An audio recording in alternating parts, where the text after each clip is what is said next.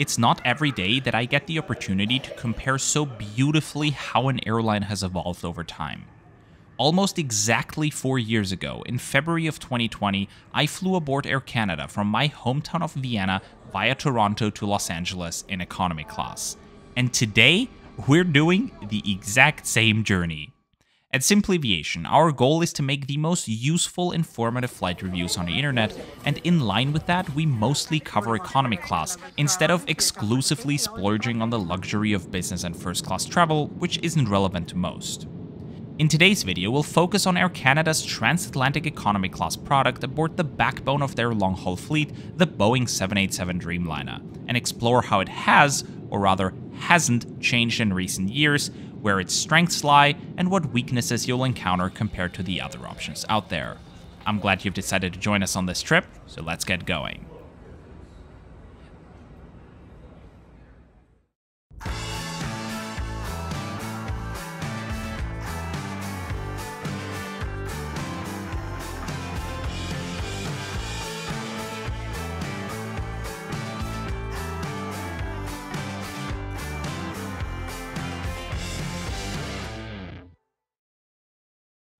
This video is sponsored by Holzkern, a company from my hometown of Vienna, which manufactures unique watches, sunglasses, and other accessories from natural materials like wood and stone. A company of which I myself am a very satisfied customer of, and which I will gladly promote on our channel. For a limited time only, they're also offering all of you guys a 10% off your order coupon code. Just visit the link in the description and enter coupon code simply at checkout. In 2023, more than 1 in 3 Air Canada flights arrived at their gate at least 15 minutes late. With an on-time performance of only 63%, it ranks last amongst major North American carriers. This is not entirely their fault though, as an air traffic controller shortage in Canada and the country's tumultuous weather were to blame for a lot of the delays. After all, Canada's second largest airline didn't score much better. The latest available data upon writing this video shows a different picture though. In April 2024, both carriers have performed notably above their 2023 average, but while WestJet has managed to come in second, Air Canada still finds itself towards the bottom. Why is that? The main contributor to Air Canada's insufficient reliability is its super tight scheduling. Wanting to squeeze out as much profit from the soaring demand in air travel, their fleet is operating near its limit, leaving little leeway to keep one delay from affecting subsequent flights. This has also forced Air Canada to postpone most non-safety related maintenance activities. A symptom of this is the disconcerting exterior look of some of their older planes. Our Boeing 787 is obviously in dire need of a new coat of paint, and not just because it introduced its new corporate identity in 2017, a mere 7 years ago. But we don't want to judge a book by its cover, so let's dive into today's trip. Vienna Airport has 3 terminals: Terminal 1, Terminal 1A, and Terminal 3, because we Austrians like to be special. Air Canada, like most Star Alliance carriers, uses Terminal 3, where Austrian Airlines is based at as well. Thanks to the airline operating 5 check-in counters for our 255-seater Boeing 787-8, check-in was done quickly. I highly appreciate the virtual baggage receipt, which also once again clearly stated we don't have to pick up our luggage when transferring at Toronto Airport on our way to the United States, which makes transiting there much less of a hassle. We've also got some spare time now, so let's check out the new Vienna Lounge. This premium lounge, accessible using Priority Pass, which is one of the most widely used lounge access programs, basically a company that allows you to purchase a membership and access selected lounges worldwide. And of the over 1,500 available lounges with Priority Pass, the company crowned this lounge as the global winner for the Lounge of the Year 2024. Of the almost 400,000 reviews by Priority Pass members, this was the most highly rated lounge worldwide in 2023, so if you ever pass through Vienna Airport, make sure to check out this truly exceptional lounge. Our flight departs from the other end of the airport though, as Air Canada almost always uses the very last gate of Concourse G.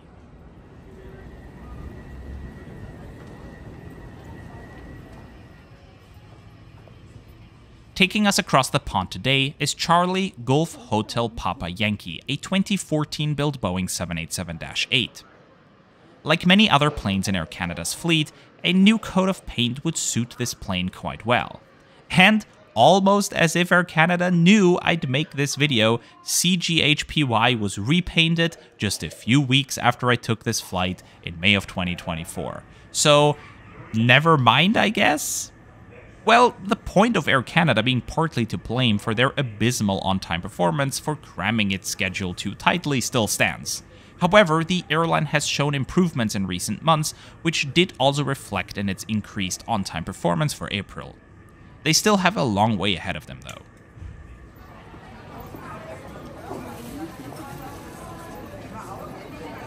Boarding is well organized and is being done in zones.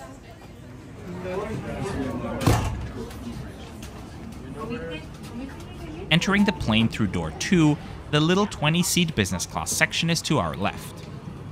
Passing through the 21-seat 232 configured premium economy class cabin, we make it to our part of the plane, regular economy class. Back here, you'll find 214 Collins Aerospace Pinnacle seats in the Dreamliner's standard 333 configuration. I've booked this trip through United Airlines, and even though my ticket includes free seat selection on United flights, this did not translate to Air Canada, and reserving a window seat here set me back a whopping 43 euros. 33A will be my seat on this 9-hour-long transatlantic flight, and waiting for us already were a pillow with a scratchy single-use cover, as well as a thin blanket. Being 180 centimeters tall, the legroom isn't too bad. There's also a standard seat back pocket, a standard tray table, as well as a non-adjustable entertainment screen with a USB-A port and the audio port at the bottom. Coat hooks, which can be found on most other long-haul economy seats, are missing here. Universal power ports are located beneath the seats, with 2 of them being offered for each 3 seats. Adjustable air vents and personal reading lights are installed in the ceiling above. The seats also offer standard recline, as well as a headrest which can be adjusted vertically as well as on the sides. Like all Boeing 787s, this one too has dimmable windows as opposed to regular window shades. And apparently the ones aboard this plane don't seem to work properly anymore, as they cast everything in this weirdly yellow hue. I'll try to fix this in post. Better, but it did look very odd in person. Air Canada has a new Disney-themed safety video, which they actually shot at Disney World, and they even have a Boeing 787 currently flying in a Disney-themed special livery. The crew, by the way, mentioned they speak English, French, and German on today's flight.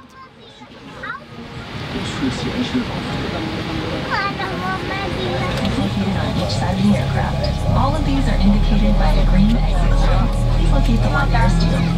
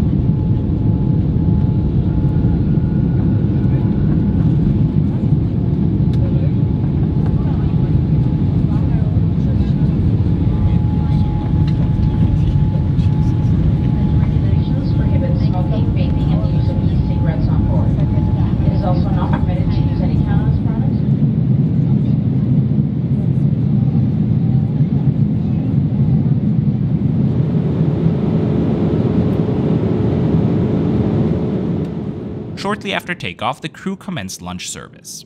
As opposed to other airlines such as Lufthansa, aboard which I flew back to Europe on this trip, Air Canada does not offer a beverage service with a small salty snack, but rather dives straight into the main meal service.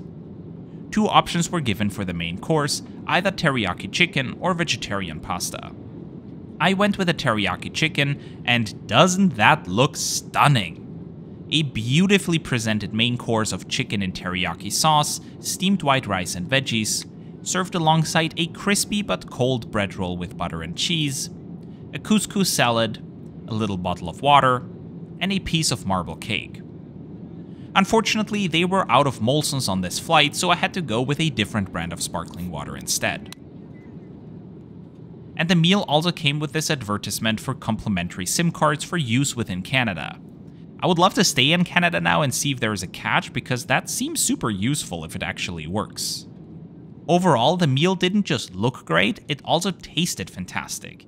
Quite an impressive meal quality, very cool Air Canada. Feels like a slight improvement over what I was served in 2020 for sure. Since the flight wasn't fully booked, I asked the crew if they had any leftovers, so you get the full picture and see what the other main course was, not because I'm a greedy bastard who's way too much into airplane food. The other option was this portion of casarecce pasta with tomato sauce and cheese, which tasted great too. Although the main meal was very convincing overall, there was no beverage service beforehand, and Air Canada also did not offer coffee or tea after the meal. There were, however, little salty snack packs available throughout the rest of the flight in the rear galley, where they also offered the leftover pieces of marble cake from the main meal service. The lavatories on Air Canada's Dreamliners are quite standard, nothing too noteworthy about those. Now, usually the crew either lets passengers choose their own window setting, or, something that I cannot stand, they override the controls and lock the windows in dark mode. This I have never experienced. I cannot tell if the windows or the controls just don't work anymore, or if the crew actually locked the windows in this weird semi-dark mode. I was able to undarken mine and get this gorgeous view over Greenland, but in the darkest setting possible, it didn't go any darker than this, which was a bit uncomfortable at times. A very odd situation overall.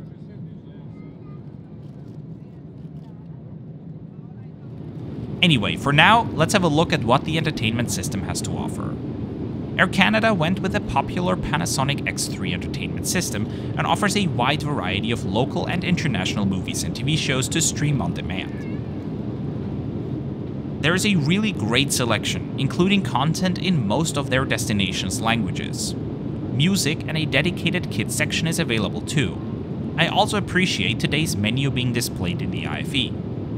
A state-of-the-art mapping application is installed too, albeit not the most responsive one.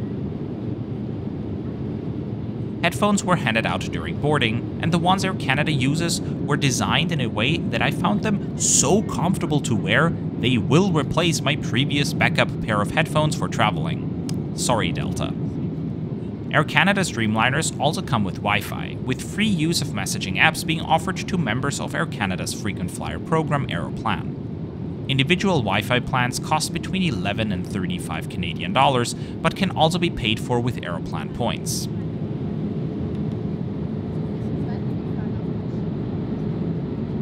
Before landing, another snack and beverage service was offered, this time featuring a hot beef pastry, even the same brand of hot pastry they offered 4 years ago.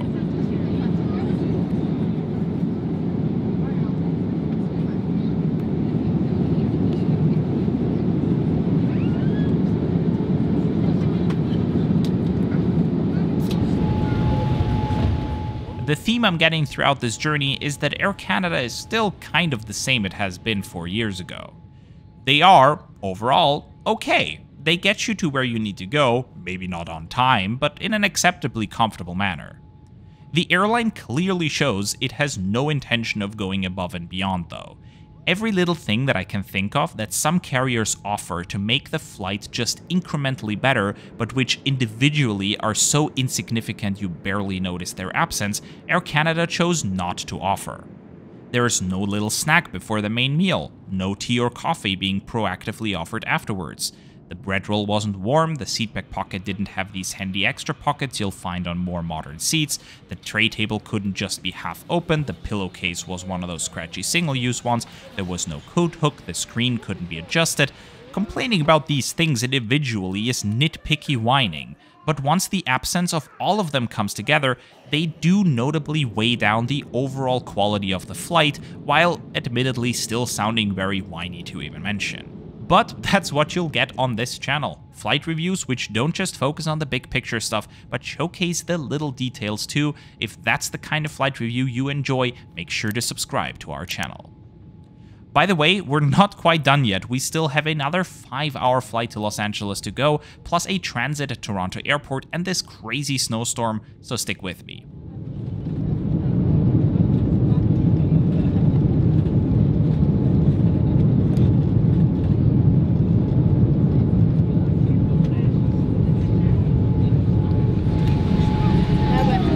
Welcome to Toronto. Local time is now approximately 2:17 p.m.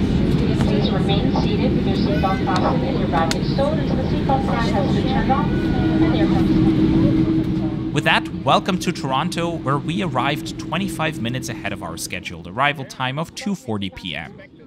This is the Holzkern watch that I've been traveling with for over a year now, as is this pair of sunglasses, and as somebody who wears a lot of brown tones, I love both of them.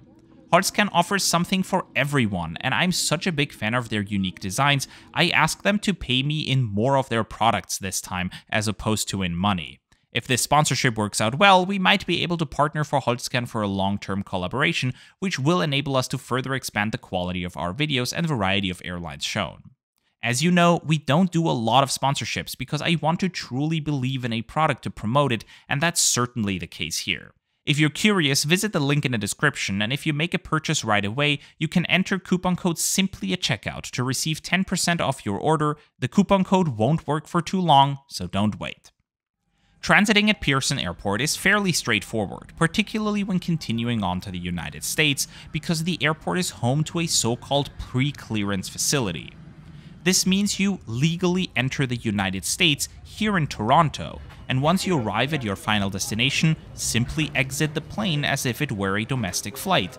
This also means we don't have to enter Canada while we're here, although you still need an electronic travel authorization for Canada to be able to make this transit, even though you're not technically entering Canada. After around 40 minutes, we were done with the security and passport check and were ready to go to the United States. Our ride to Los Angeles has also just arrived. Charlie Foxtrot November Oscar Golf, a 2015 built Boeing 787-9 coming in from Santiago de Chile. As you can see, Air Canada has lots of Boeing 787s. As a matter of fact, they are the 7th largest operator of this type on the planet, only being surpassed by Etihad, Japan Airlines, Qatar Airways, American Airlines, United, and ANA, which is the largest, and about which we also have an upcoming video taking their Boeing 787-9 on a 14-hour-long flight in economy class from Tokyo to Frankfurt, so make sure you are subscribed to not miss this or any of our many other upcoming videos too. Air Canada operates just 8 of the smaller Boeing 787-8s, which are all roughly 10 years old by now, but then has a whopping 31 of the larger Dash 9s, which were delivered continuously between 2014 and today. They also have 18 of the largest Dash 10s on order, which will make them the 4th airline in the world to operate all 3 Dreamliner variants, the Dash 8, Dash 9, and Dash 10. Here's a little riddle for you. Can you name the other 3 airlines which already operate the Dash 8, Dash 9, and Dash 10? It's 3 airlines. I've left the answer at the bottom of the description of the video. Now, Air Canada's overall on-time performance manifests on the departure board, with almost all flights delayed and a handful cancelled as well. But I mean, look out the window. It's insane that flights are even leaving, that people do the work that's necessary to get the planes ready for their next flights in this weather. I have the biggest respect for everyone who tirelessly works at airports around the world at any time of day in any weather.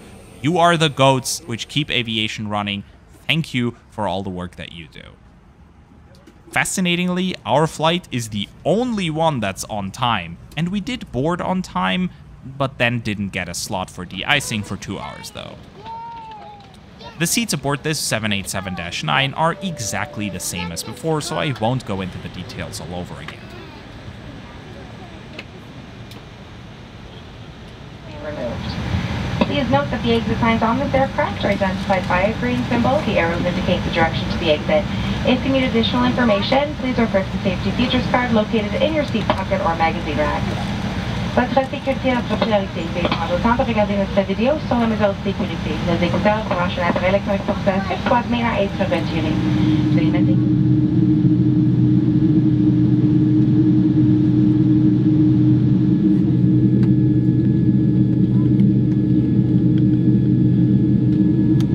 De-icing cast these spectacular shadows in the cabin, almost creating kind of a cozy feeling sitting aboard this warm plane with the cold outside just on the other side of the window.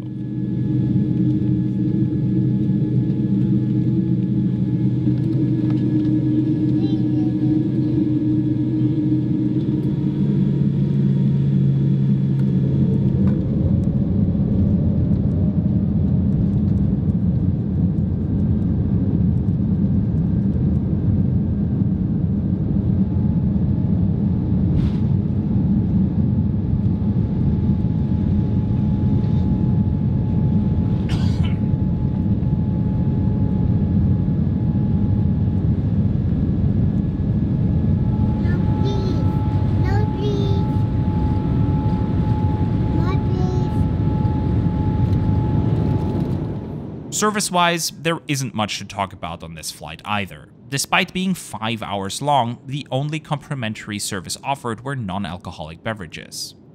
Variety of snacks and alcoholic drinks can be purchased, and especially the $18 business class meal is a great deal when available.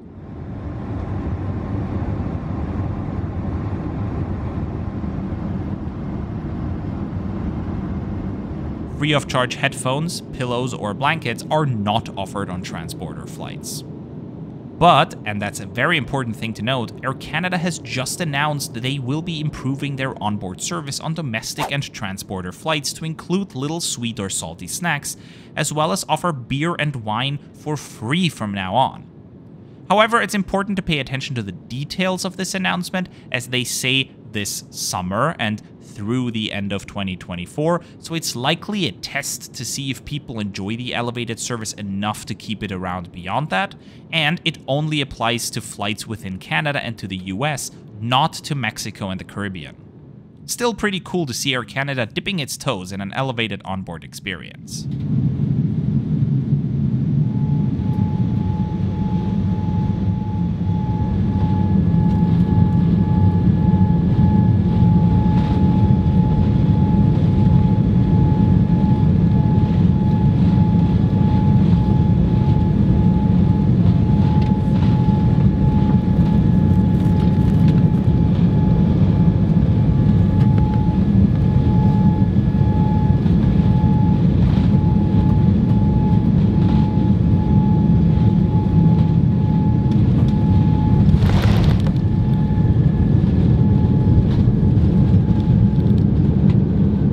After sleeping through most of this flight, we have finally made it to Los Angeles.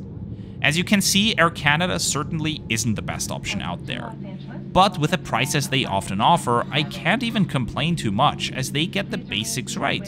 The legroom is good, the meal quality was phenomenal, and the IVE is great too. I would choose to fly with Air Canada again, although particularly on longer routes, such as to India, the Middle East, or Asia, I would look at whether the alternatives might offer a better deal overall.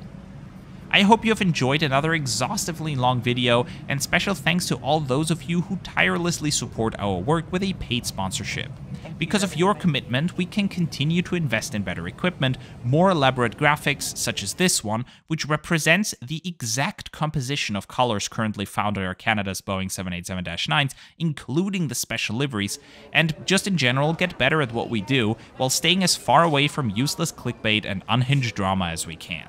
If you enjoy content like this and want to support us as well, our lowest tier starts at just €2 per month, which is just €24 per year. Whether you are a paid sponsor, a subscriber, or simply stopping by for this one video, thank you very much for watching. I flew back from Los Angeles to Europe aboard Lufthansa's Airbus A380 in the little economy class section on the upper deck. The video about this flight is already available to watch on our channel right now, and it's a good one too.